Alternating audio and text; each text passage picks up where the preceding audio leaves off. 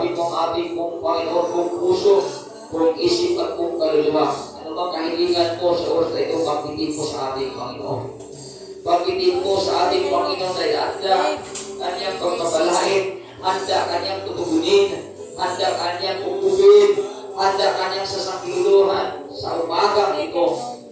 Pinakita ng Panginoon kung anong kalagayan mo. Ang gusto na ng Panginoon, magsalita ka sa Kanya. Ang gusto na ng Panginoon, pagkakumbaba ka sa Kanya. Ang gusto ng Panginoon, i-offer mo sa Kanya lahat ng mga bagay na hindi maganda sa iyo. Lahat ng mga bagay na nagpo sa buhay mo. Lahat ng mga bagay na hindi mo kayang gawin sa sarili mo. Tandaan po natin, walang imposible sa Diyos, lahat ay kaya niya gawin. Kaya kung gusto mo na ma-restore mula sa kapangyarihan ng Panginoon, kayo may gagawin siya sa iyo. Kung gusto mo na ikaw magiging dapat sa Panginoon, gagawin ng Diyos ang lahat na yan. Lumapit ka na sa Kanya na walang pag-alila dahil sa Diyos ay walang imposible, lahat ay kaya niya gawin. May gagawin siya sa iyo ngayon. Hallelujah. Dato tayo, pumunta tayo sa harap. Tanggapin natin ang presensya ng ating Panginoon dito tayo sa harap. Lahat tayo ay manalangin sa ating Panginoon. Lord, ikaw ang ating buhay, Panginoon. Narito na kami, Panginoon, mula pa nun hanggang ngayon, hindi nagsasawa o kumpuin ang pangalan mo. Tulungan mo kami, Panginoon. Pagpalain mo kami, Panginoon. Upang sa ganun, Panginoon, lagi kami makasunod sa iyong kalooban, Lord. Hallelujah. Panginoon, patuloy ka namin itinataas. Patuloy ka namin itinakilala na ikaw tunay na Diyos na nakapagligtas. Kaya narito mo kami, Lord, na kakaisa sa umagang ito. Let your Holy Spirit, let your Holy Spirit, let your Holy Spirit, God, na siya pumilos sa bawat isa sa amin. Let your power, God, let your power, God, na patuloy pumilos sa aming kalagitnaan. Panginoon, nag-usap ka sa bawat isa. Pumilos ka sa bawat isa. Gumawa ka sa bawat isa. Magtiwala ka sa bawat isa na narito sa pangalan ni Jesus, sa pangalan ni Jesus, sa pangalan ni Jesus. Ikaw ang aming itinataas. Ikaw ang aming dinadakila. Ikaw ang aming dalawalapi sa pangalan ni Jesus, sa pangalan ni Jesus. Yes, purihin ka, Lord, sampahin ka, Panginoon. Patuloy mo pagpapalain ng mga batang ito, Lord. Lumaki, Panginoon, na pakinabang sa iyong kaharian. Lumaki, Panginoon, na may takot sa mga magulang. Lumaki, Panginoon, na tunay na makita sa kanila ang kabutihan na may kabanalan upang maging epektibo sa iyong kaharian. Sa pangalan ni Jesus, sa pangalan ni Jesus. Panginoon, alam namin, Panginoon, na ikaw ay Diyos na pagpapala. Ikaw ang Diyos na mahapagin. Panginoon, nakikita mo ang kalagayan ng inyong anak na ito. Alam mo kung gaano kataki ang kanyang pag-ibig at pananampalataya sa iyo, Panginoon. Pagpalain mo yung anak na ito, Lord. Patuloy mo proteksyonan sa kanyang pang-araw-araw at pamumuhay. Ilayo mo sa anong masalit o karamdaman. Panutan mo yung kapangyarihan na sa kanyang mapakamuhay siya na may kakalakan sa balong ito upang patuloy siya makikisa sa gawain ito. Sa hirap at ginawa may laban niya ang pangalan mo sapagkat ikaw ang Diyos na makapangyarihan. Tunay na nagbibigay sa kanya Lord ng kapangyarihan. Kaya salamat sa kapangyarihan mo na sa kanyang nananahan. Kaya patuloy niyo may sagawa ang iyong kalooban sa pangalan ni Jesus. Sa pangalan ni Jesus. Panginoon, patuloy kang gumawa at pagtimala sa iyong anak na ito, Lord. Alam namin na walang imposible sa iyo lahat ay kaya mo gawin. Patuloy mo gamitin ang iyong anak na ito na may anointing pa rin Diyos sa tupuin na mayroon siya upang magkampanan niya, Panginoon, upang maging karapat-dapat siya, upang ikaw ang tunay na makita sa kanyang buhay sa pangalan ni Jesus. Alam ko may plano ka sa kanyang buhay at nawa sa mga panahon ito ay lilitaw na tunay ikaw ay may gagawin sa kanyang buhay. Sa pangalan ni Jesus, pagpalay ko physical, spiritual, financial, material, ang iyong anak ito, makapamuhay sa buhay ito may kagalakan sa pangalan ni Jesus, sa pangalan ni Jesus. Lord, patuloy kami kaluluhod na ito sa pagmamatawa sa iyo. Dahil ikaw na ang Diyos ay kapangyarihan upang kami Panginoon ay katagpuyan sa alat ng aming pangangailangan.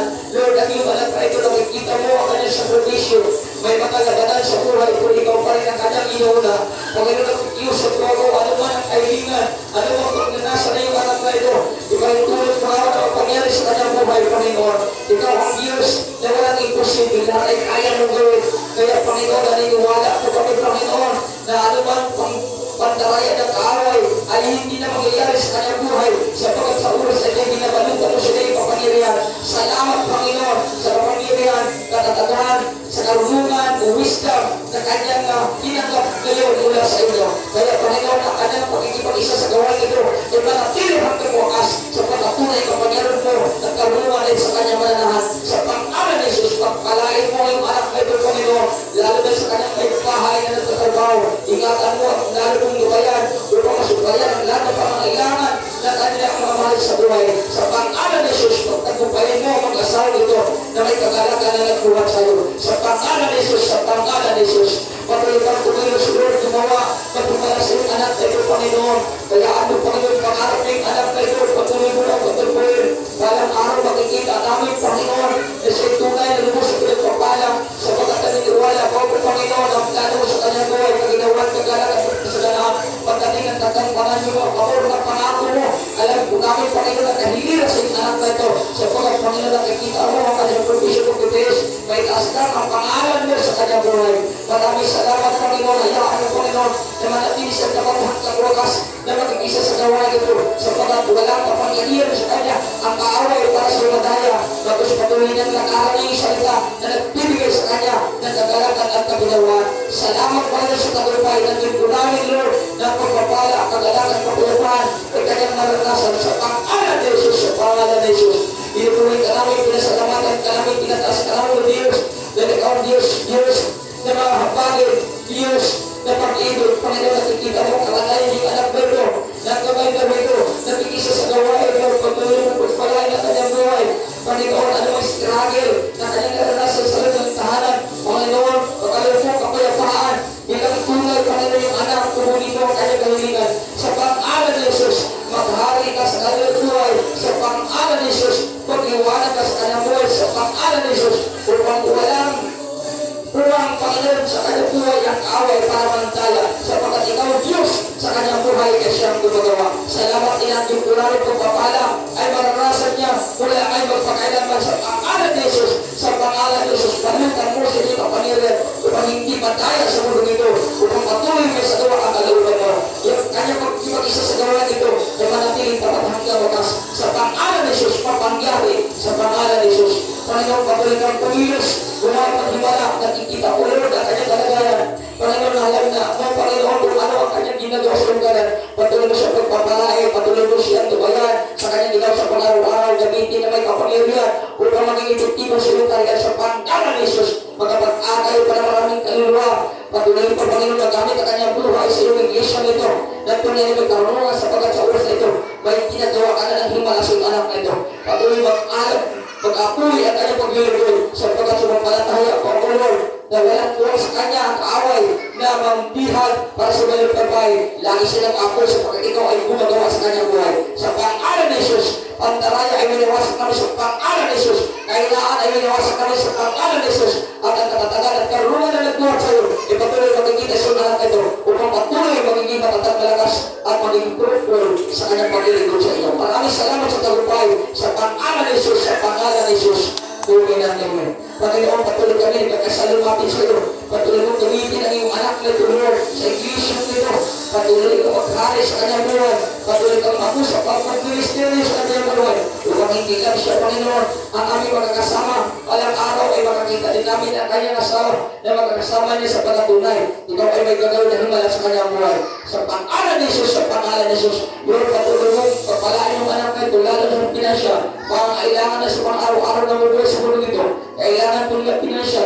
Pangailangan po para sa pang-araw-araw. Ayahan niyo po, Panginoon, hindi pagkalupunawa. Sa pangalan ni Jesus, pinansya, physical, spiritual, Panginoon na pagpapala. Daw ikaw sa kanyang buhay upang yung anak na ito makapamuhay na may kagalakan sa mundo nito. Sa pangalan ni Jesus, sa pangalan ni Jesus, Lord, ikaw ang kumilos, ikaw ang gumawa, ikaw ang magulala.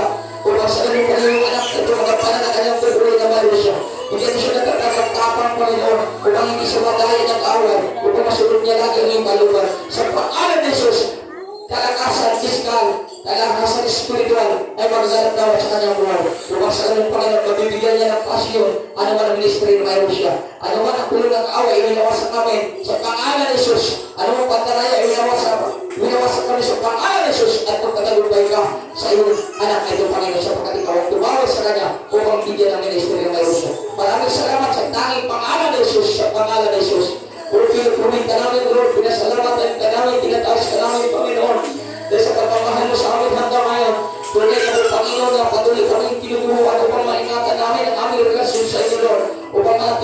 matibay hanggang oras, Panginoon, upang manatili kami maglilingkod sa iyo. Hayaan mo, Panginoon, mensahe na pinagulay-gulay ngayon, magiging pagpapala na ito sa bawat isa, sapagkat tunay ako, Panginoon, hindi kami madaya, sapagkat binigyan mo na kami ng instruction, ano aming gamitin sa panahon na may dumating sa amin na hindi maganda. Pagkagandahin mo lahat ang hindi maganda na dumating sa aming buhay.